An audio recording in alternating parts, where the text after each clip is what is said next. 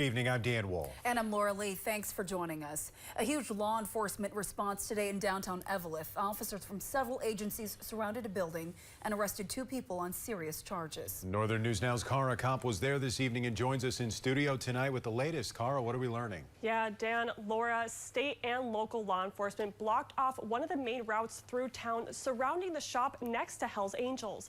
The Minnesota BCA, who is leading the investigation, told us they arrested 2 men there just hours earlier. The 2 suspects is Paul Debilek and Jacob Holm of Eveleth. According to the BCA, this investigation goes back to November 27th. Authorities say a woman was sexually assaulted and beaten at a home on the city's north end. Investigators say a man was then kidnapped and brought to a building in downtown Eveleth, where he was held against his will and beaten for an extended period of time. The victims eventually escaped and fled the city, later reporting it to police.